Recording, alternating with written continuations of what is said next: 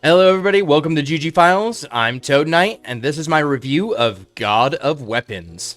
God of Weapons is an action roguelike, but I like to call these games bullet heavens. I heard Wanderbot say it one time, and it's the perfect description of this genre of game, where hordes of enemies are coming at you, and you have to defend yourself from the horde of enemies. It's kind of like a reverse bullet hell, and then Wanderbot's coined the term bullet heaven, and it just seems perfect.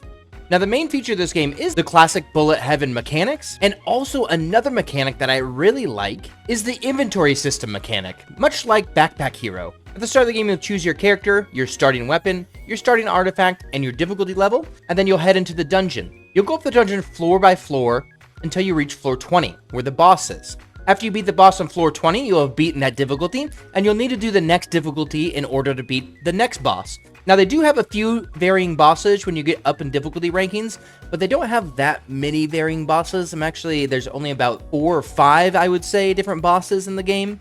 So there's not that many, and there's only 5 difficulty levels in the game. So after you beat difficulty 5, you're basically done with the whole game for now. Unfortunately, this is the 1.0 release. I wish this released in early access so we'd kind of be promised more content instead of maybe hoping for updates later on in the future. But that's basically how the game works. Now, the one mechanic I left out of that was the inventory system mechanic. When you go up each floor, your character will level up. And when you level up, you'll unlock more spaces in your backpack to hold more items. This is the most important part of the game. It's what makes the game fun. It's what makes the game replayable. It makes you able to get different builds. It's just the bread and butter of the game. It's what the game's kind of built around. It has the bullet haven features, but I would say this is the main mechanic of the game, leveling up your inventory system and adding weapons and items into your inventory. During each floor of the dungeon, you will level up based on how many enemies you kill and how many experience points you get and how many level up pickups you grab. There's one item in the game where you break up a box and you'll find a pickup that will give you an extra level up in your inventory. And after each floor, you'll be presented with the inventory screen. At first, you'll need to level up and gain more spaces. Every time you level up, you get an extra space in your inventory, and you get to kind of choose where you want that extra space. After you level up and choose your spaces you want, you'll need to buy items from the shop. Now, this shop you can refresh a lot. You're going to get a ton of gold in this game, so you can keep on refreshing over and over again until you find your perfect item.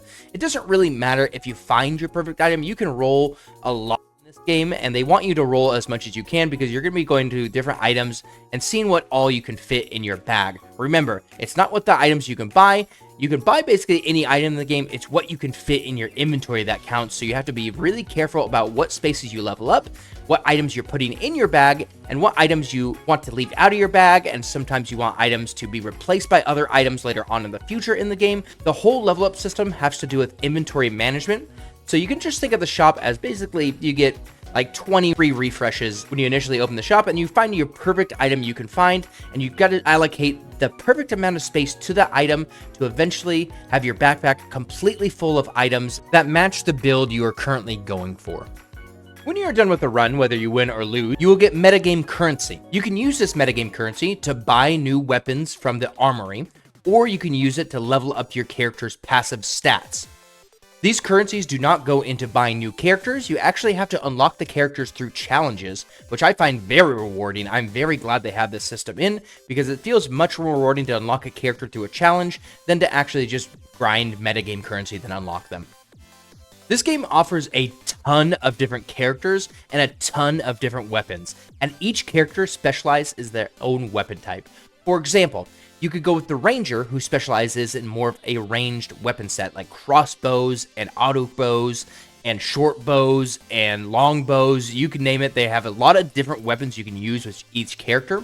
Or you can go someone like the Warlock, who uses more magic weapons. So you can have a giant fire wand that shoots giant fireballs and leaves fire lava points on the ground, and have a lightning wand that shoots chain lightning, so it's just chaining off every enemy in the room. You can have a ton of different builds, and there's a ton of different characters that complement all those builds. This is my favorite aspect of the game. This is what keeps me coming back to the game over and over. I love playing this on my Steam Deck right before I go to bed. I go for a run. The replayability in this game is incredible, and I love the time and effort they put into making interesting classes and interesting weapons to complement those classes. They did an incredible job at making every run feel fresh and new and exciting. Now, there is no real story that I can tell in this game. It's just basically you run into the dungeon, go up floors, and fight the boss at the end. Now, the boss is named, so they might do something with that later on. But for right now, you're just picking out characters, going up through each floor, and then killing the boss at the end.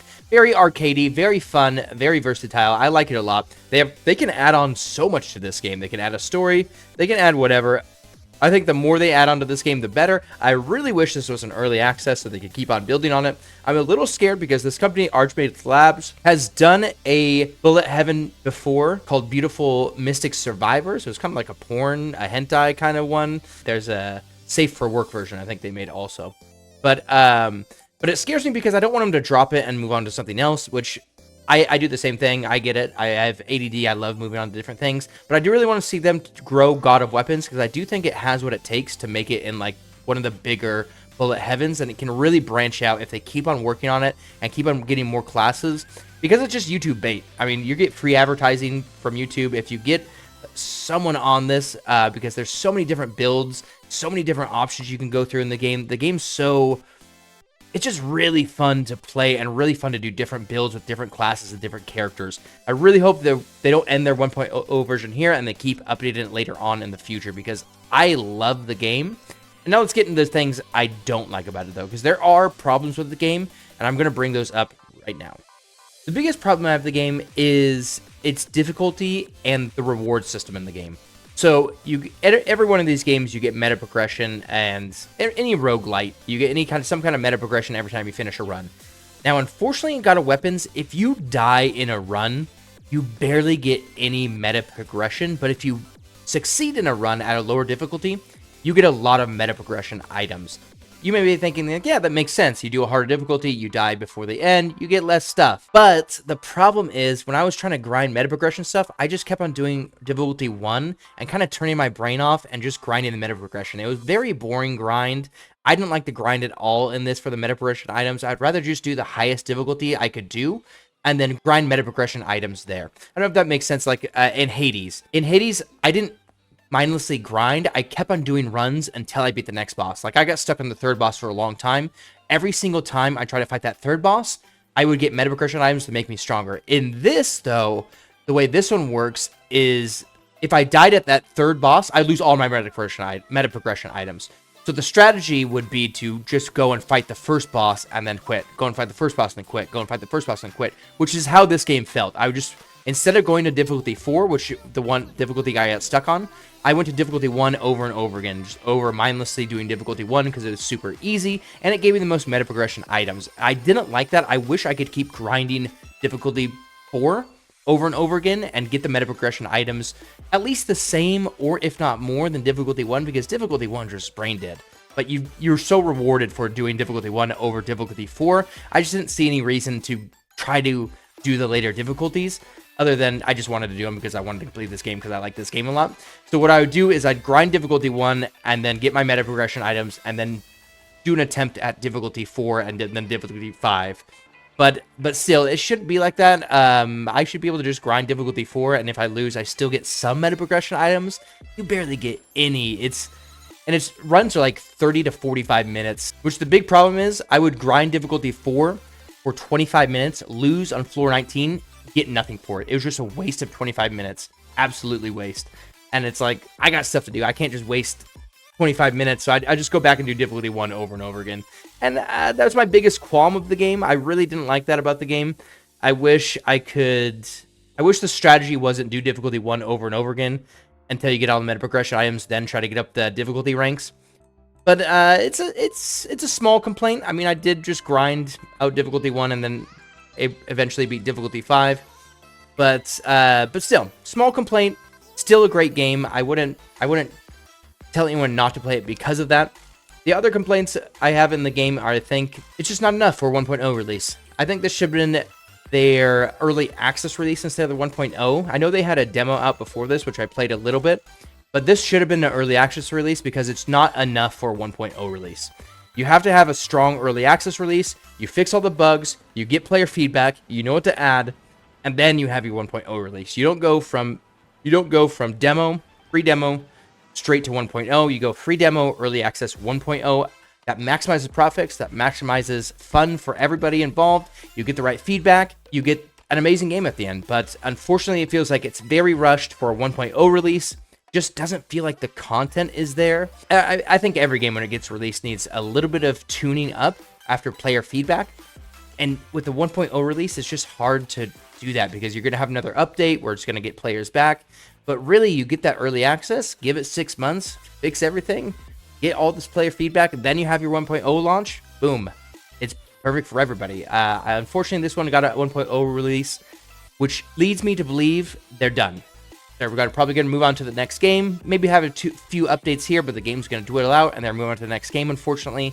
And I think that's where it's going to. I think that's where it's going to die, unfortunately. That's what happens with 1.0 releases like this. They come out, they get pretty popular, but then you only get 2 or 3 more updates, and then they don't have enough revenue to keep justifying getting updates to the game, so they're just going to move on to their next one. And unfortunately, I think that's what's going to happen to God of Weapons, especially with their track record and this rushed 1.0 release.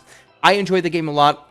I hope that's not the case. I hope they keep on updating it, and I hope they have a 2.0 release or make a God of Weapons 2. I guess that's probably what they would do. That's a 2.0 release. But yeah, I enjoyed this game a lot, and I definitely recommend it to anyone who is interested in a bullet haven or who played Vampire Survivors and wanted a game that was similar, or played even Brotato. This one's very similar to Brotato, and they're all part of the same crew. If you like one bullet heaven, you'll like them all. There's no, I mean, some are better than others, but still, you'll still get that high of a bullet heaven. It's still the same gameplay. They're all very similar.